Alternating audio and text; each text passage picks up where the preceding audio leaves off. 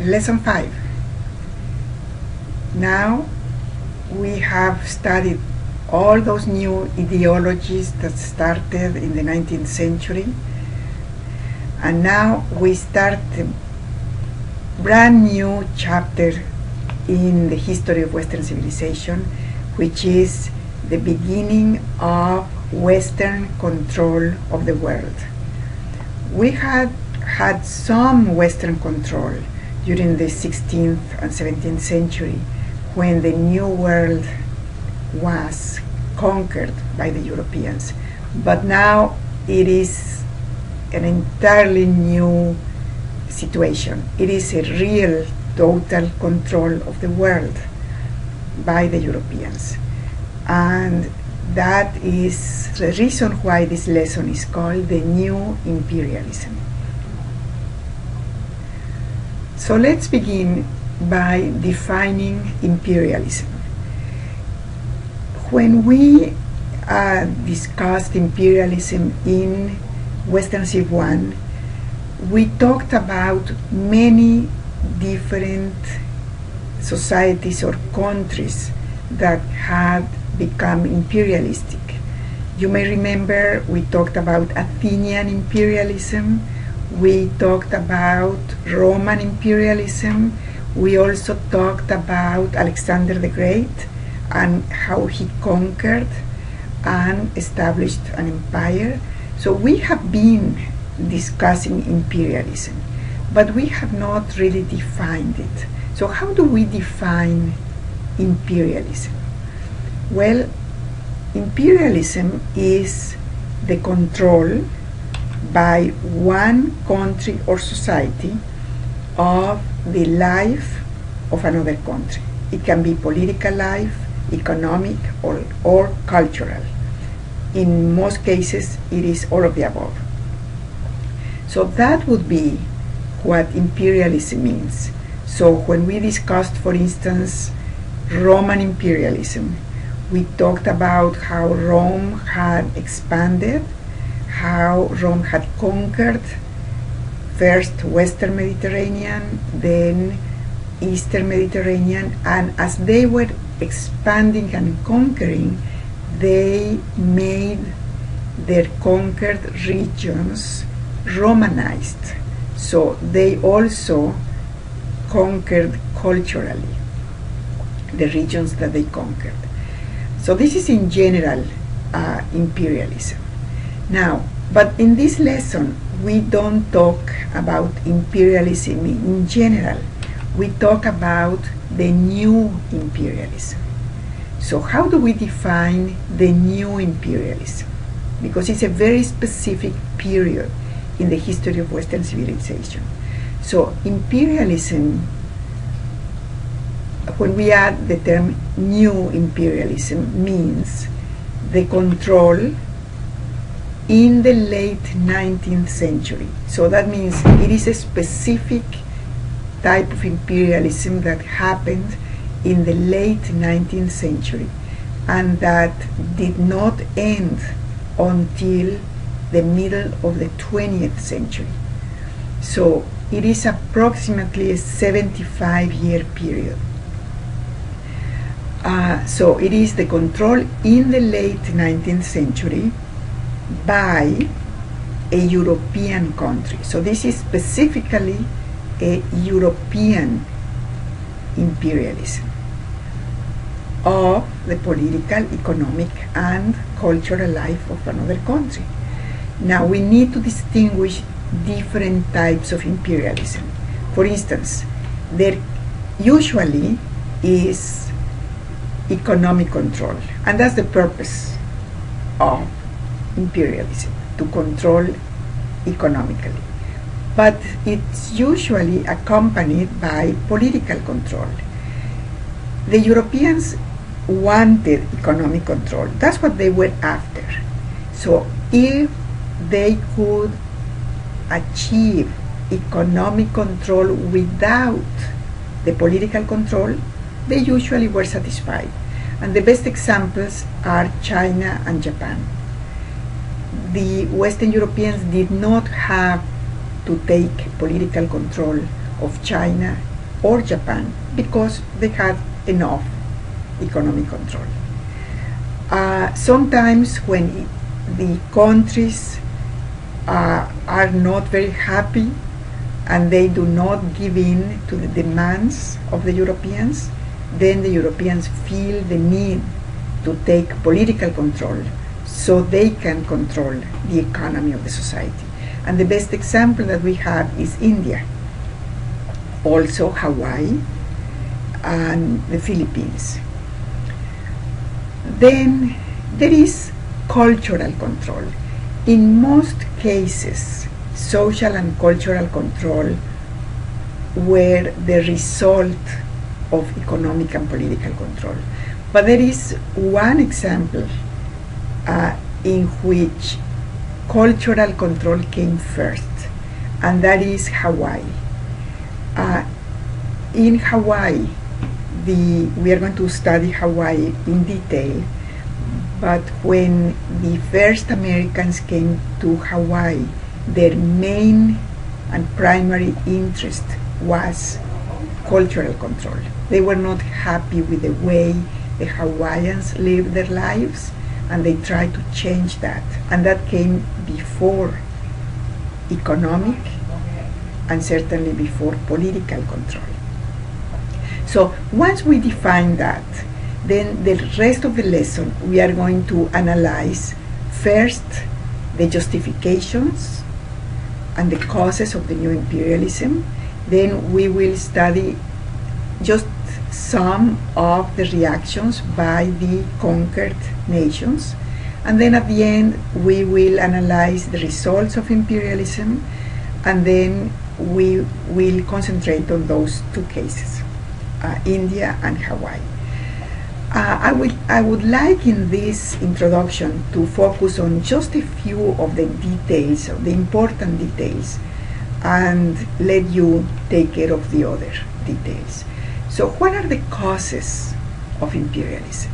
Well, the first immediate cause is the Industrial Revolution. So as the Industrial Revolution advanced, first in England and then in the rest of Europe and the United States, the Europeans and the United States felt the need to have markets for all the things that they were producing. And not only markets, they realized that they needed raw materials, and they did not have in their own nations enough raw materials, so they needed to have places from where they would get the raw materials. And it was certainly easier for them to own land where they could get the raw materials from. Also, they needed, because the world is so big, they needed to have ports or coaling stations so they could stop on the way to other places.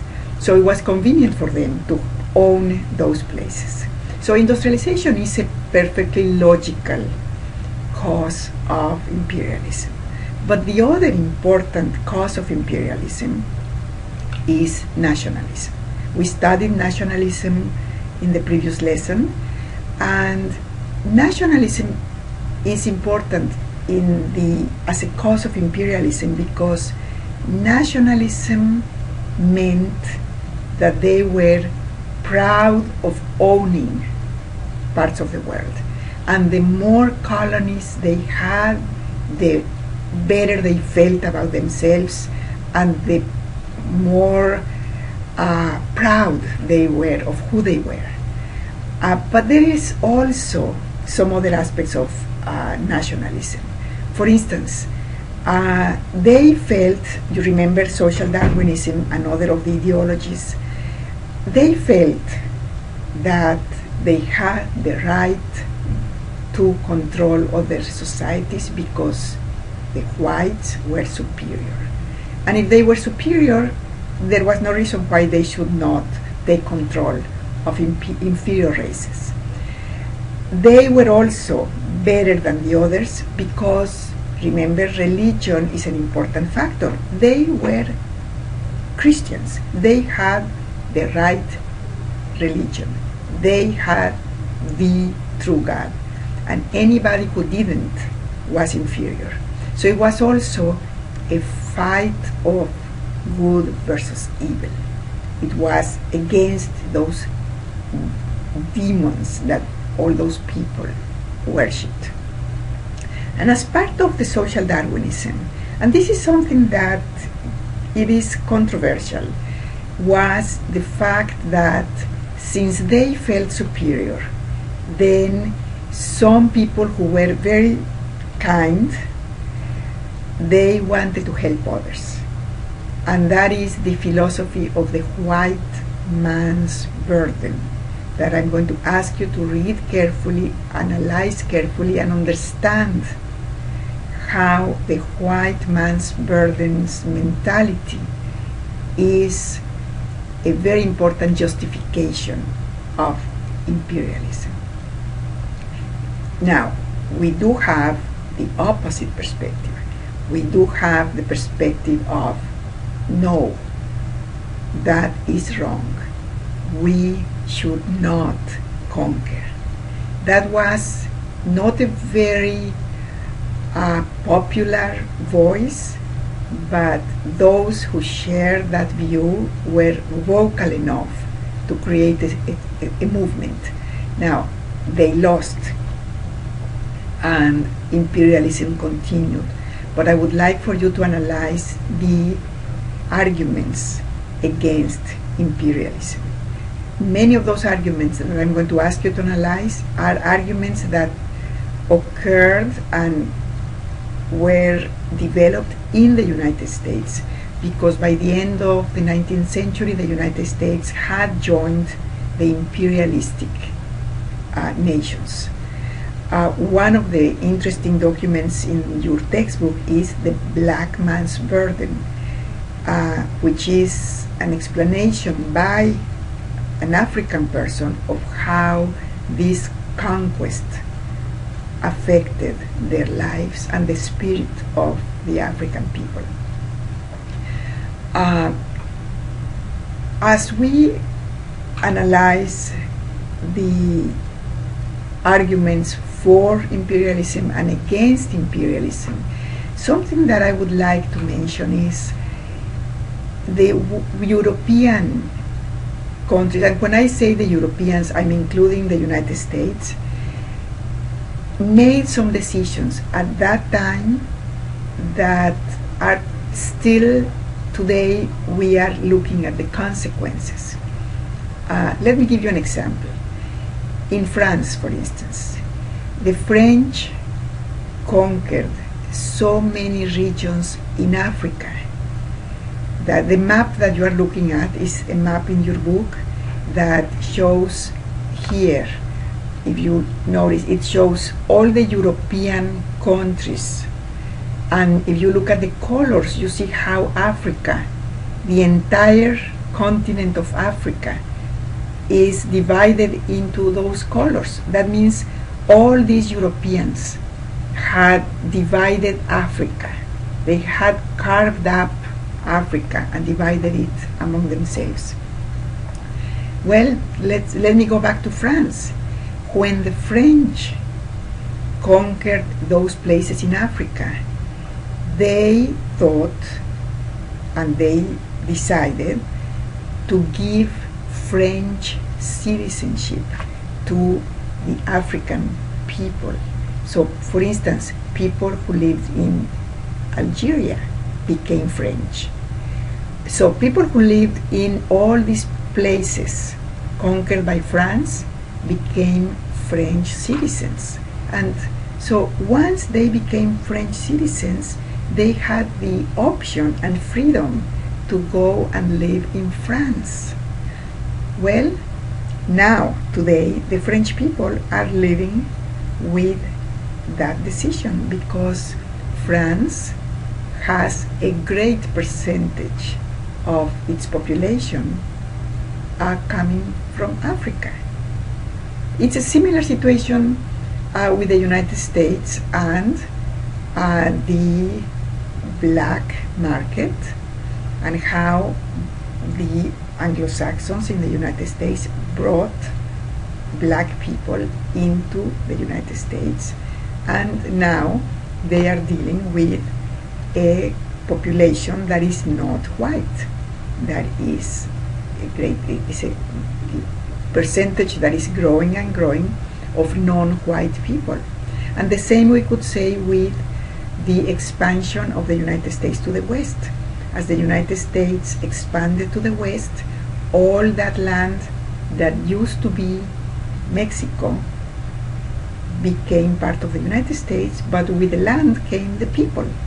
And so the Hispanic population of the United States, which is growing and has become a serious problem for some politicians now, is the result of the expansion to the west and the taking of Mexican territory a century and a half ago. So all those decisions made in the 19th century are still haunting the Europeans today.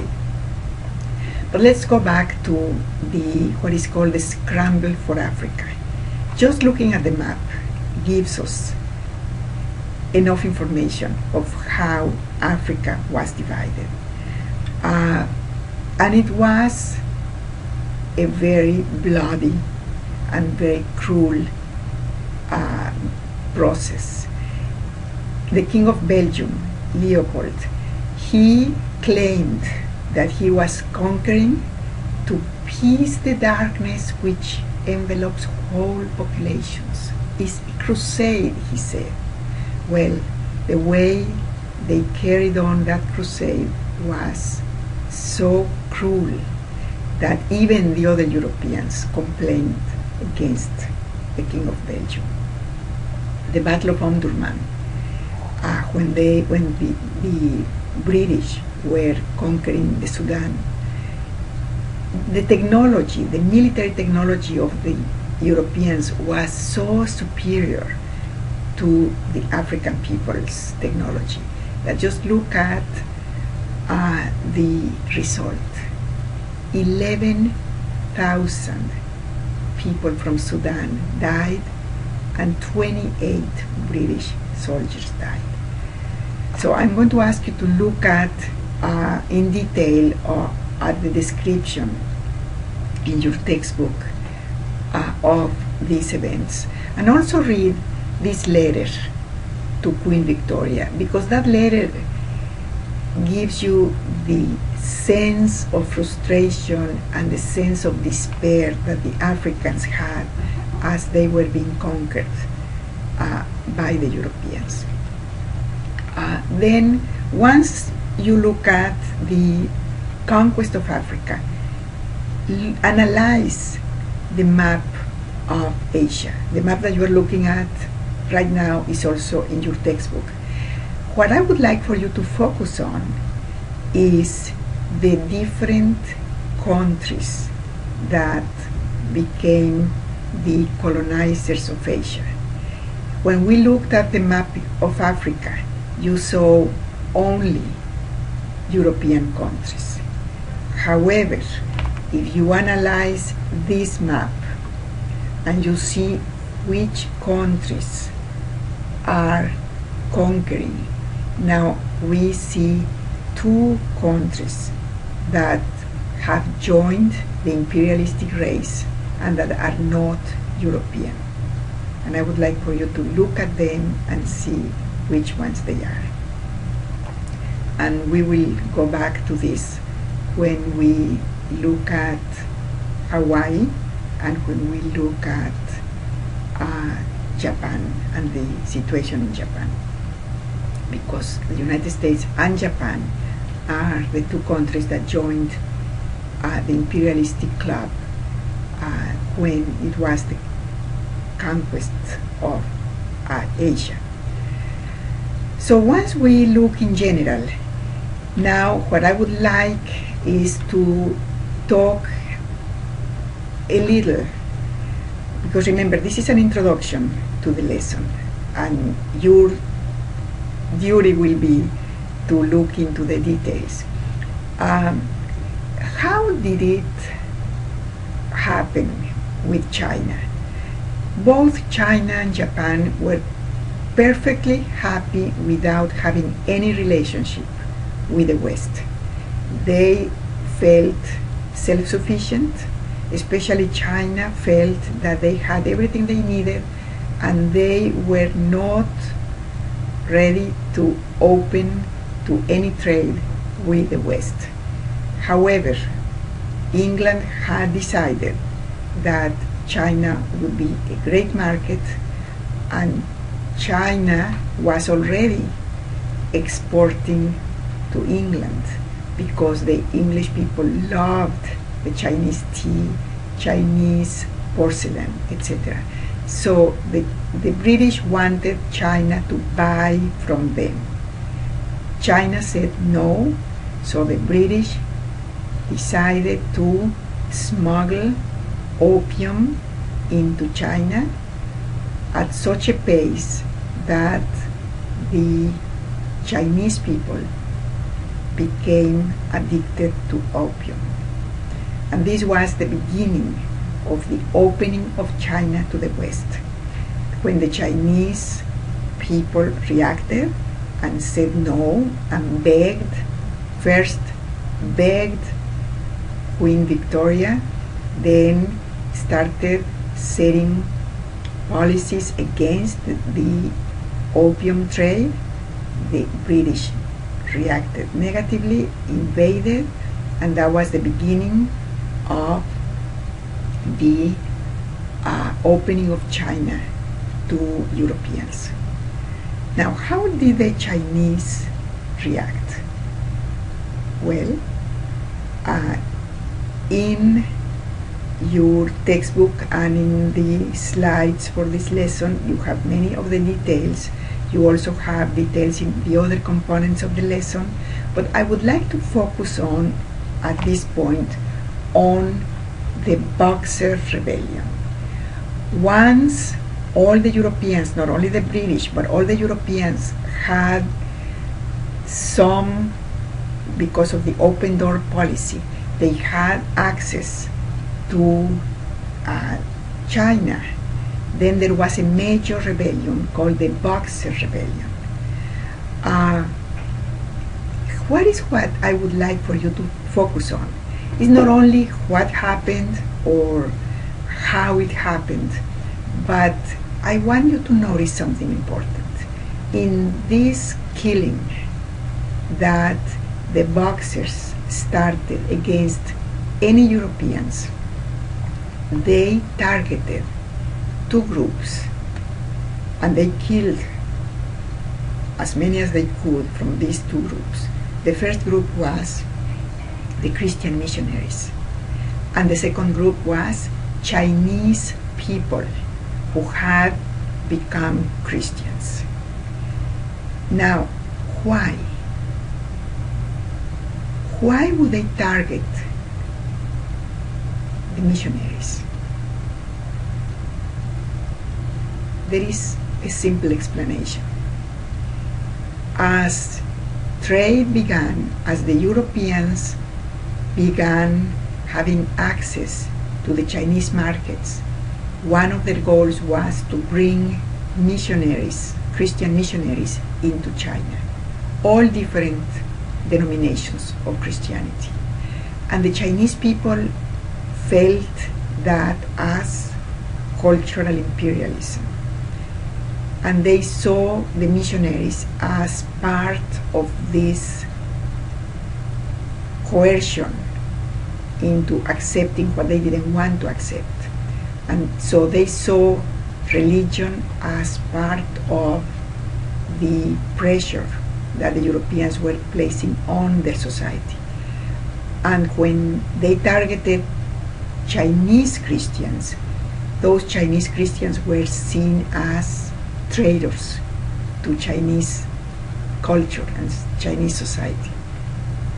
And this tells us how important their feelings were against anything Western when we look at and analyze the Boxer Rebellion. We know, and you will know when you study this, that it didn't work. the Boxer Rebellion brought even stronger imposition, and eventually the Chinese dynasty collapsed. And that was the result, the ultimate result of Western imperialism in China. When we look at Japan, I would like to focus on something very interesting. Once you read about Commodore Perry and the threat that he placed on Japan and how the Japanese people accepted the subtle threat, and they started the famous Meiji Restoration, eventually Japan became westernized. So the Japanese people made a very different decision from the Chinese. They said, okay, let's fight with their weapons. So they adopted many of the Western political and social and economic systems, and then eventually the Japanese felt that they had reached a level of industrialization that put them at the same level of the Europeans. Therefore, they felt that they had as much right as the Europeans to conquer other nations. And that's how they started to invade China, and that's how they started to fight with China over Korea, and that's why they eventually decided that the United States didn't have to have colonies in Asia, that just like the Monroe Doctrine of the United States said to Europeans, leave us alone, the New World is ours. Well, the Japanese wanted something similar, a Japanese Monroe Doctrine, leave us alone, Asia is for us. And we know that that didn't come to be accepted very easily by the Europeans, and eventually that was one of the causes of the war between the United States and Japan. This fighting over the control of the Pacific. So after we analyze all these processes, then it is important that we look at the results of the new imperialism. Your slides have more detail, your book includes also details, but I would like to focus on today, because we can see the results of the new imperialism today. And what we see is the entire world became westernized. And those regions in the world who, for whatever reason, were not westernized are considered behind and are considered poor countries and out of globalization.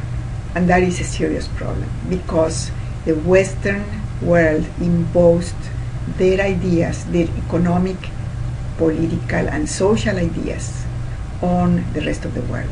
And those who refused or could not follow were left behind.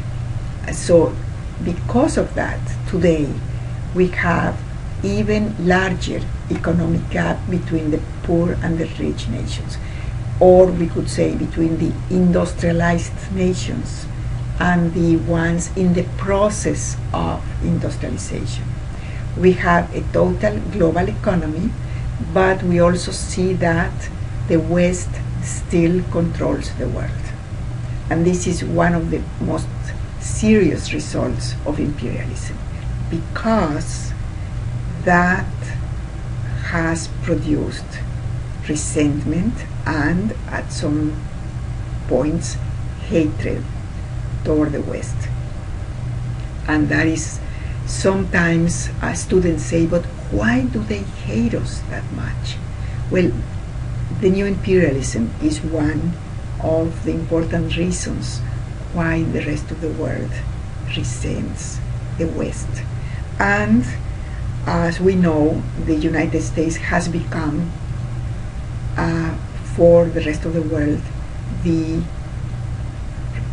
example or the leader of the Western world. Therefore, much of the hatred toward the West is in reality the hatred toward the United States. And in the last part of the lesson, we analyze India and Hawaii.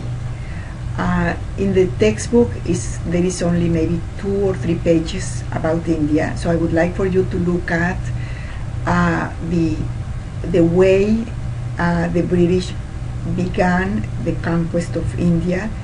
First economic, when the economic didn't work, then they took political control, social control, and cultural control. And it is interesting to analyze if the consequence of that control is positive or not for India. Something that is also important to remember is the way the British, and for that matter the other Europeans, felt about the conquered nations. And Lord Kitchener is a very good example of what they felt.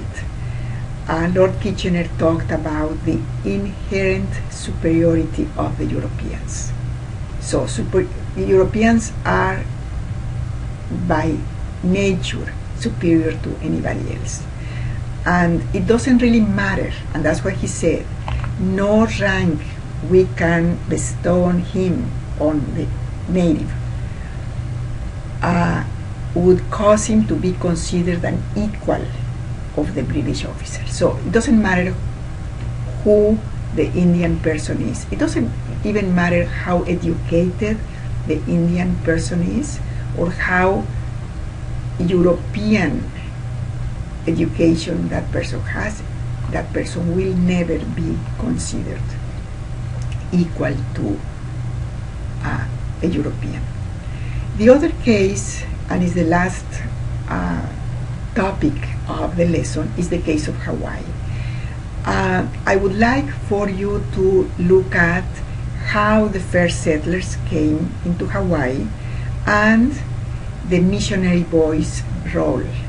The missionary boys is the name given to the children and grandchildren and great-grandchildren of the original missionaries.